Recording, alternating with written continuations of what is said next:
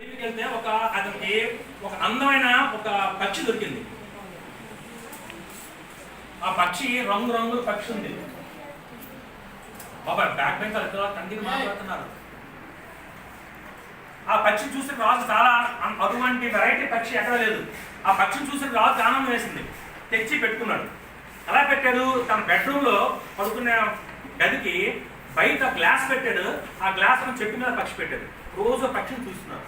మహారాజు ఫేవరెట్ పక్షి. ఎప్పుడైతే మహారాజు ఫేవరెట్ పక్షో ఏం చేస్తున్నారు, అందరూ సైనికులు మంత్రులు వీళ్ళను దానికి బాదం పప్పు, పిస్తా, జీడిపప్పులు రకరకాలు తీసుకొస్తూ రకరకాల ఫుడ్ తెస్తుంటే ఉదయం నుంచి సాయంత్రం వరకు ఆ పక్షి తింటుంది. అలా తింటూనే ఉంది. అలాగా పెరిగిపోయి పక్షి బాగా పెరిగిపోయింది. అది అలా చెట్టు మీద కొమ్మడి ఉంది.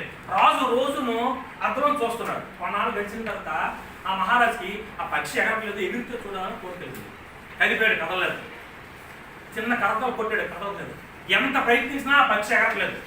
రాజు మనసులో బాధ కలిగింది, మనోవ్యాధి వచ్చింది. ఎవరైతే ఈ పక్షిని ఎగిరేటెడ్ చేస్తారో వాళ్ళకి మంచి బహుమానం ఇస్తానన్నారు. ఎంతమంది వచ్చి ట్రై చేసినా పక్షి ఎగరట్లేదు. అయితే మళ్ళీ మహారాజుకి ఎప్పుడైతే తన కోరికల్లో కోపం వచ్చింది, అయితే ఒక పని చేస్తాను, నా రాజ్యంలో నేను పావలా వాట 1/4 రాజ్యం ఇచ్చేస్తాను, నా ఉద్యోగం ఇస్తానని చెప్పి అనౌన్స్ చేశాడు. ఎంతమంది రైతు డప్పు కొడుతున్నారు, కరదలు అంటారు, కరదలు. ఒక యంగ్స్టర్ 23 సంవత్సరాలు యువకుడు వచ్చాడు. వచ్చి మహారాజా మీ పక్షి నేను ఎగ్రేటెడ్ చేస్తున్నాను అంటే చేయండి అన్న మహారాజు. ఏం చేశాడంటే ఆ చెట్టు మీద ఉన్న పక్షి ఉంది కదా, ఆ చెట్టుకి 40 బ్రాంచెస్ అంటే 40 కొమ్మలు ఉన్నాయి. ఒక కత్తి తీసుకొచ్చాడు, ఒక్కొక్క కొమ్మ నరికేస్తున్నాడు. ఆ పక్షి కూర్చున్న కొమ్మ మానేసి పక్షి కూర్చున్న కొమ్మ ఉంచాడు. మిగతా 39 కొమ్మలో నరికేశాడు. ఒక కొమ్మ ఉంది, పక్షి ఉంది. ఆ కొమ్మ పక్షి ఉంది. వెంటనే కట్టేసి ఆ కొమ్మ నరికేశాడు. ఎప్పుడైతే కొమ్మ నరికేశాడో వెంటనే పక్షి ఆ కొమ్మకి వెళ్ళింది. మహారాజుకి ఆనందం వచ్చింది. అది మంచి ఉద్యోగం వచ్చి రాజ్యంలో అనుకోసాడు. ఇది కథ. ఇది మీ కథ ఏంటి అర్థం చెప్పండి. మీరు మోరల్ ఏంటి అర్థం చెప్పండి. ఇంకా ఎవరికి ఏం తెలుసు అబ్బాయికి ఉంది. ఇంకా చెప్పండి. ఈ కథకి ఆన్సర్ ముందు మీకు తెలుసాను, చెప్పండి. అలా సోమరిపోతులా ఇంట్లోనే కూర్చొని ఉంటే మనం ఏం చేయలేం అంతేనా. అది లేజినెస్ తో కూర్చోబెట్టి అలా ఉండేది. ఎప్పుడైతే తను కూర్చున్న ఆసరాగా ఉన్న కొమ్మ ఎప్పుడైతే అయిపోయిందో ఆ కథ ఏంటంటే లేజినెస్. మనిషి మనం అలాగే ఏంటంటే చదవకుండా అలా గొద్దు పడిపోతున్నాం. మనం పుస్తకాలు తీసి చదవాలి. ఆ లేజినెస్ వదిలితేనే ఆ కథలోకి వెళ్ళింది. ఆ లేజినెస్ కోసం అయి కదా. సరే, ఇవేంటంటే విద్యార్థులు మీ మనసును అంతా శుభ్రంగా ఉంచుకొని మైండ్లో మంచి ఆలోచనలు పెట్టుకుంటూ హైయర్ స్టడీస్కి వచ్చిన తర్వాత మీరు గోల్ పెట్టుకోవాలి. జీవితంలో ఏదైనా సాధించాలి, కాన్ఫిడెన్స్గా ఉండి, మీ కాన్ఫిడెన్సే మీకు శ్రీరామ రక్ష. బాగా చదవండి, టైం ఉంది. ఇప్పుడు అయిపోయింది ఆల్రెడీ 9 months మనం ఈ త్వరలో పాటు చేస్తాం. ఇంకా 4 months ఉంది. ఈ 2-3 months బాగా చదవడం, హార్డ్ వర్క్ చేయండి. మీరు ఎంత సాధిస్తారు. మీరు మానవ సాధించడం అంటూ లేదు. మీ అందరూ బాగా చదివి మీ స్కూల్కి, మీ టీచర్స్కి, మీ అమ్మ మంచి పేరు తీసుకోండి. మీకు ఒక చిన్న ఉదాహరణ చెప్తాను చూడండి. మన భారతదేశానికి విదేశాలకి చెప్తాను చూడండి. ఫిన్లాండ్లో ఒక ఎగ్జామ్ పెట్టారు. ఆ ఎగ్జామ్కి అంటే మ్యాథ్స్ సైన్స్ ఉంటుంది. అందులో ఎవరైతే టాప్లో వస్తారో వాళ్ళకి ప్రపంచంలో ఎక్కడికైనా ఉద్యోగం వస్తుంది.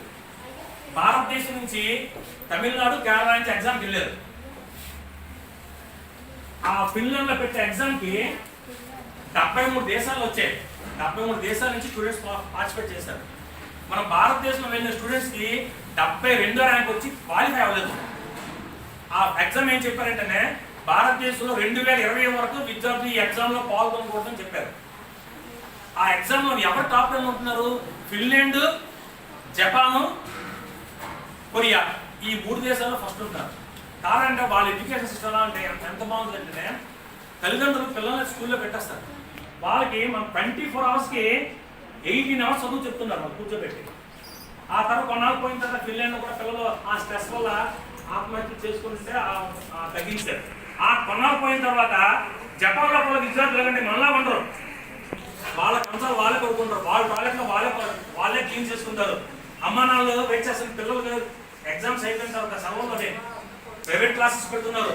ఖాళీ కొనుక్కునే వేరే స్కూల్లో పెడుతున్నారు.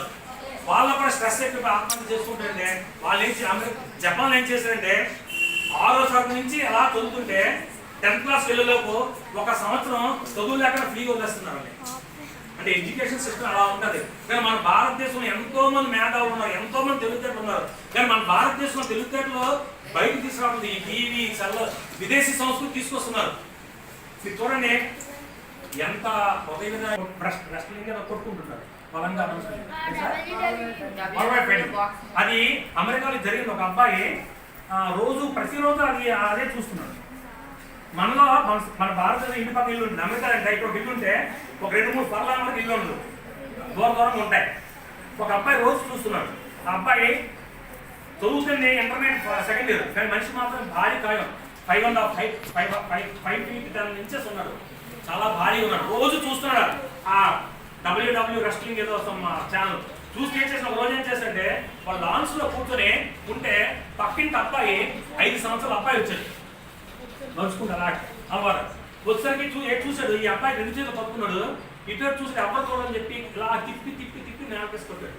స్పాట్ లో అబ్బాయి చనిపోయేసరికి ఎవరు చూడాలనుకోండి, కానీ దూరంగా ఉన్న సీసీ కెమెరాలోనే అబ్బాయిని చెప్పి దొరికిపోయాడు. ఆ అబ్బాయిని జైల్లో పెడితే లైఫ్ లాంగ్ మనలా కాదు విదేశాల్లో జైల్లో పెడితే చూడండి ఆ ఇంపాక్ట్. ఆ చెత్త టీవీ చూడబట్ట కదా, అలాగా ఆ WW రెస్లింగ్ చూడబట్ట కదా మైండ్ కోల్పోయి ఆ అబ్బాయిని చనిపిస్తాడు, జీవితం అంతా నాశనం చేస్తున్నాడు. అంటే చెడు తాలూకా ప్రభావం ఎలా ఉంటుందో చూసుకోండి. ఎన్నో ఉదాహరణలు మీరు చూస్తుంటారు. ప్రతి సీరియల్లో చంపుకోవడం ఉపయోగంగా టైం వేస్ట్ అవుతుంది. కాలం ఎంతో విలువైంది. మీ మనస్సుని చెడు కాసు వెళ్ళకండి, మంచి ఆహార అలవాట్లు చేసుకోండి. చెత్త పిజ్జాలు బర్గర్లు అని, తర్వాత మంచి పానీపూరి అని అవన్నీ బాగా పిల్లలు బాగా ఈ నెక్స్ట్ జంక్ ఫుడ్స్ అలవాటు పడిపోయి ఆరోగ్యం పాడు చేసుకుంటారు. ఇప్పుడు ఈ మధ్య లేదు, ఈ రీసెంట్గా ఎవరు చూసినా ఈ గాలి బ్లాడర్లో స్టోన్స్ అంటామో ఆ గాలి బ్లాడర్ తీసేయడం అంటే ఆహార అలవాట్లు పెట్టాయి. మనం వాడుతున్న ఫుడ్లో అంతాను ఎరువుల ప్రభావం ఉంది. కాబట్టి మంచి ఫ్రూట్స్ తినండి. ఈ జంక్ ఫుడ్స్, ఈ కురుకురని ఇవన్నీ ప్యాకెట్స్ బాగా విద్యార్థులు బాగా అలవాటైతే ఈ రోడ్డు మీద పానీపూరి చెయ్యి ముంచేస్తారు, పానీపూరి ఇస్తారు 10 మందికి అదే చేపేస్తారు. ఈ టైంలో కరోనా గాడిగా ఉంటే 33 మందికి కరోనా వస్తుంది. ఆ ఫుడ్ మానేసి మంచి అలవాటు గుడ్ హ్యాబిట్స్ చేసుకోండి. తర్వాత మీకేంటంటే మంచి పుస్తకాలు చదవడం అలవాటు చేసుకోండి. మీకు ఖాళీ టైంలో చదువుకుంటున్నారు, ఒక 2 hours చదివారనుకోండి, మైండ్ ఎగ్జామ్స్ ఉన్నాయి, 2 hours చదివినంత మనసు బాగోదు. ఒక రామాయణం, మహాభారతం, దేశనాయకం కథ పుస్తకాలు చదివితే మైండ్ ఫ్రెష్ అవుతుంది. మైండ్ ఫ్రెష్ అయితే కొత్త ఆలోచనలు వస్తాయి. తర్వాత మీకు స్ట్రెస్ గురించి చెప్తాను చూడండి. ఎగ్జాంపుల్ మీరు 7th నుంచి 8th వెళ్ళారు, ప్రపంచవ్యాప్తంగా కరోనా పోయింది.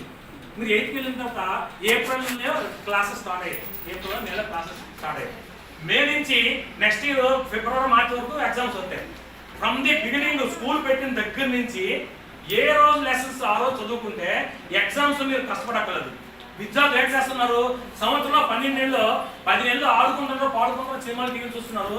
ఆ నెల రోజులు 15 రోజులు కష్టపడి చదువుతున్నారు. ఆ స్ట్రెస్ వల్ల మీరు ఎగ్జామ్స్ బాగా రాయలేకపోతున్నారు. మీకు దీనికి ఎగ్జాంపుల్ అమెరికా ఎగ్జామ్ చెప్తాను చూడండి.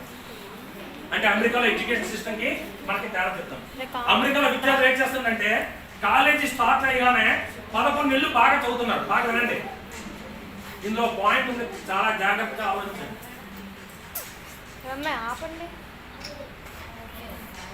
అమెరికాలో స్టూడెంట్స్ 11 నెలలు బాగా చదువుతున్నారు. ఎగ్జామ్స్ 1 month ఉన్నాగా బుక్స్ అన్ని మెటీరియల్ పారేస్తున్నారు. ఆ 1 month సినిమాలు కానీ, పబ్బు కానీ, షికాలని, బీచ్ కానీ, హోటల్స్ కానీ తిరుగుతున్నారు. ఎగ్జామ్స్ బాగా రాస్తున్నారు. అంటే అలాగనే మీరు ఎగ్జామ్స్లో మీరు తొందరమైన కాదు. అంటే ఉదాహరణకి 11 నెలలు కష్టపడ పాయింట్ తీసుకోండి. 11 నెలలు హార్డ్ వర్క్ చేపట్టి హ్యాపీగా ఎగ్జామ్స్ రాస్తున్నారు. మీరేం చేస్తున్నారు, 11 నెలలు ఆడుతూ పాటు గడిపేస్తున్నారు. ఎగ్జామ్స్ ముందు స్ట్రెస్ వల్ల మీరు చదవలేకపోతున్నారు. దానికి మీకు ఉదాహరణ చెప్తాను, నా ఎక్స్పీరియన్స్ చెప్తాను. నేను 1977లో బీకామ్ కొలేజ్లో జాయిన్ అయ్యాను. ఫస్ట్ ఇయర్ అయిపోయింది. సెకండ్ ఇయర్లో మంచి మార్క్స్, చాలా మార్కులు వచ్చాయి. ఫైనల్ ఇయర్లో ఒక 30 మంది డాక్టర్తో ఫ్రెండ్షిప్ అయింది. అంటే నా ఎంత భయంకరమైనది చూసుకోండి. ఫైనల్ ఇయర్లో ఫ్రెండ్స్తో స్టార్ట్ అయితే సినిమా చూడడం అలవాటు అయిపోయింది. ఆ ఫ్రెండ్స్ తోటి అక్కడ వాళ్ళు ఏం చేస్తారు, 30 మంది డాక్టర్స్తో ఫ్రెండ్షిప్. వాళ్ళు ఏం చేస్తారు, ఉదయం అంతా రాత్రి చదివేస్తున్నారు. సినిమాకి వెళ్ళేసరికి కంపెనీ లాక్పేసి నన్ను పిలుస్తున్నారు. మొహమాట ఎవరు పిలుస్తే ఒక సినిమాకి వెళ్తున్నాడు. ఏమైందంటే 11 నెలలు చదువు మానేస్తారు. బీకామ్ ఫైనల్ ఇయర్లో మర్కెంటైల్ సబ్జెక్ట్ ఉంది. అదేం చేసిన ఆ సబ్జెక్ట్ ముందు ఎగ్జామ్ ముందు 2 రోజులు చదువు పడ్డాయి. ఎగ్జామ్ ముందు, పరీక్ష ముందు కొంత పుస్తకం చదివాను. ఎగ్జామ్స్ 2 రోజులు చదవ పడితే మొత్తం పుస్తకం అంతా కంఠస్థ పెట్టాను.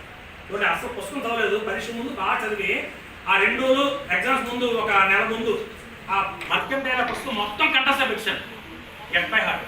ఎగ్జామ్కి వెళ్ళాను, 10 క్వశ్చన్స్ మర్కంటైల, 10 క్వశ్చన్స్ ఇచ్చారు, 5 క్వశ్చన్స్ ఆన్సర్ చేయాలి. నేను పుస్తకం అంతా చదివాను కదా, 10 క్వశ్చన్స్ నాకు వచ్చిన పడ్డాయి. గొప్ప సరదా అయిపోయాను. ఆన్సర్ షీట్ తీసుకున్నాను, పెన్ పెట్టాను. పెట్టేసరికి మొత్తం మైండ్ అంతా బ్లాంక్ అయిపోయింది. ఏం రాయాలో తెలియదు, అన్నీ వచ్చింది, మైండ్ బ్లాంక్ అయిపోయింది. ఒకసారి ఈ స్ట్రెస్కి అయితే ఆలోచన చేయలేదు. అయితే పాస్ అవ్వాలి, అన్ని ఎగ్జామ్స్ బాగా రాశాను. ఈ మర్కంటైల రాజు పే చేశానంటే వచ్చిందంతా ఈ క్వశ్చన్ ఆ క్వశ్చన్ ఏదో ఆన్సర్స్ పెట్టి 20 ఆన్సర్ షీట్ మొత్తం నింపిస్తాను. అని నా ఉద్దేశం ఏంటంటే ఒక క్వశ్చన్లోనే 1 పాయింట్ పెడితే 5 మార్కులు వస్తాడు, 25 మార్కులు వస్తాయి. ఏదో 2 అనుకోకుండా మంచి పాయింట్ రాస్తే ఇన్విజిలేటర్ కానీ బాగా రాసి 20 ఆన్సర్ షీట్ 5 మార్కులు వేసి పాస్ చేస్తారని చెప్పి 20 ఆన్సర్ తీసుకొని రాస్తాను. ఎగ్జామ్స్ అయిపోయాయి, నాకేమొచ్చి రిజల్ట్స్ వచ్చాయి. అన్నింటిలో హై మార్కులు వచ్చాయి. ఈ మర్కంటైల 35 మార్కులతో పాస్ అయ్యాను. ఈ 35 మార్కులతో పాస్ అయితే నా లైఫ్ ఎలాగా పాడైందో చెప్తాను కానీ మర్కంటైల లా సబ్జెక్ట్ చూసి నా గుండెలోనే నా మనసులో నేను దెయ్యం కింద భావించి అది భయంగా అదేదో క్రిటికల్ సబ్జెక్ట్ అనుకున్నాను. నాకంటే తక్కువ మార్కులు వచ్చి మా ఫ్రెండ్స్ అందరూ పెద్ద లాయర్లు అయ్యారు. ఆంధ్ర యూనివర్సిటీలోనే బిఎడ్ చేసి ఎంఎస్ చేసి పెద్ద లాయర్లు అయ్యారు. ఆ భయంతో నేను లా చేయకుండా అలా ఉండిపోయాను. చూడండి ఎంత కోల్పోయాను. నా ఫ్రెండ్స్ అందరూ డాక్టర్స్, నాతో నా కో స్టూడెంట్స్ అందరూ టీచర్స్ అయ్యారు. నా ఇంటర్మీడియట్ స్టూడెంట్స్ అందరూ 20 మంది టీచర్స్ అయ్యారు. మిగతా ఫ్రెండ్స్ అయితే ఒక అతను పోలవరం మెయిన్ ప్రాజెక్ట్ డైరెక్టర్, ఇంకొక అతను సింగరేణి క్యాలెస్లోని టాప్ మోస్ట్ ఇంజనీర్, అందరూ టాప్లో వెళ్ళిపోయారు. నేను మాత్రం ఉంచాను. ఏంటి ఆ టైం విలువ తెలియక ఫ్రెండ్స్తో తిరిగి సరి చదవక లైఫ్ అంతా అంటే తర్వాత ఏదో టాప్ పెట్టుకున్నాం, ఆటోమేటిక్ టాప్ పెట్టి లైఫ్లో ఒక లెవెల్ ఉంచాం. అంటే ఎలా చేతులు ఆస్తులు ఉంటాయనుకోండి పర్లేదు. మీ అందరూ మీ మధ్యతరగతి విద్యార్థులు మీ అందరూ అమ్మానాల్లో కష్టపడుతున్నారు, వాళ్ళు ఏవో జీవితాలతో ఉద్యోగం చేస్తున్నారు. మీ లైఫ్ అంతా మీదే. పూర్వం అంటే ఒక అమ్మానాన్ని 6 అమ్మాయిలు 6 అబ్బాయిలు ఉండేవారు. ఎవరైనా ఉపయోగం ఉండేవారు. మీరు ఒక అమ్మాయి అయితే మీరు ప్రేజ్ రాకపోతే మీ అమ్మానాన్ని ఎవరు పోషిస్తారు? మీ లైఫ్ ఎలా లీడ్ చేసుకుంటారు? సినిమాలు చూస్తున్నారు, ఈ ఫేవరెట్స్ పేరుతో ఏదో పోస్టర్ అదే సినిమా బాహుబలి అవి చూస్తున్నారు. అది పోస్ట్ సినిమా యాక్టర్ ఏం చేస్తాను తెలుసండి మీరు? ఇప్పుడు 5 కోట్లు తీసుకుంటారు, సినిమా అయితే 10 కోట్లు తీసుకుంటారు. ఇప్పుడు ఆ బాహుబలి హీరో ఎవరు? తక్కువ సార్ ప్రభాస్ వచ్చి ఆ ప్రభాస్ ఇప్పుడు 50 కోట్లు తీసుకుంటాడు. కానీ ఎవరైనా ప్రభాస్ కోసం పోస్ట్ బ్యానర్లు కట్టి ఏదో కడతారు సినిమా రిలీజ్ అయినప్పుడు బ్యానర్లైనా ఫ్లెక్సీస్ అని కడుతున్నారు. మొన్న ఇద్దరు ఎవరో కరెంట్ తగ్గి చనిపోయారు. ఎంతోమంది చచ్చిపోతున్నారు. ఆ పట్టించుకోరు. అయ్యో 10 కోట్లు ఇస్తారా? ఆ మనకు వస్తున్నారా? వాళ్ళు కోట్లు సంపాదించబెట్టి వాళ్ళు యాక్టింగ్ చేస్తే మనం చూడొచ్చు, ఎప్పుడో సినిమా చూడొచ్చు. ఆ సినిమా జీవనం లైఫ్ మీరు చూసుకొని లైఫ్ సెటిల్ అయిపోయిన తర్వాత ఎంత బాగా ఎంజాయ్ చేసి 23 సంవత్సరాలు 20 సంవత్సరాలు అయిపోయిన తర్వాత మీకు మంచి ఏదో చెడేదో ఆలోచించే జ్ఞానం వస్తుంది. ఈ ఒక్క పాయింట్ గుర్తుంచుకోండి. ఇప్పుడే మీ మనసు పరిపక్వం చెందుతూ మంచి టర్నింగ్ పాయింట్ లైఫ్. ఇంకొక అమెరికా యానిమేషన్ తెలుసా మీకు? యానిమేషన్ తయారు చేస్తుంటే ఒక 2 సంవత్సరాలు 20 కోట్లు సంపాదించారు. ఇదేంటి అలా ఉండిపోయి ఈ మైక్రోసాఫ్ట్ అని చెప్పి మాల్లు గారు అలా భయంతో ఉండిపోయి ఈ రోజు 6 లక్షలు సంపాదిస్తున్నాడు. 2 అమ్మాయిలు పుట్టారు. ఒక అమ్మాయికి డాన్స్ నేర్పుతున్నారు, సంగీతం నేర్పుతున్నారు, ఆన్లైన్లో క్లాసులు నేర్పుతున్నారు. నెక్స్ట్ ఏమిటంటే ఎన్ని చెప్పుకున్నా చెప్పడం. ప్రతి శనివారం ఆదివారం వాళ్ళకి మనకి పూర్వం సత్యసాయిబాబా వాళ్ళు బాల వికాసం పెట్టారు. అలా బాల గోకులు అని చెప్పి వైజాగ్ హైదరాబాద్ ఉంటారు. బాలగోకులం పెట్టి సంస్కృతం వేదాలు రామాయణ మహాభారతం చెప్తున్నారు. ఎలా ఉన్నారంటే పిల్లలు బ్రైట్గా ఉన్నారు, ఎంత తెలివితేటలు. తర్వాత మనసు గురించి మీకు మనసు గురించి 2 ఉదాహరణలు చెప్తాను చూడండి. చాలా జాగ్రత్తగా రండి. మా అమ్మాయి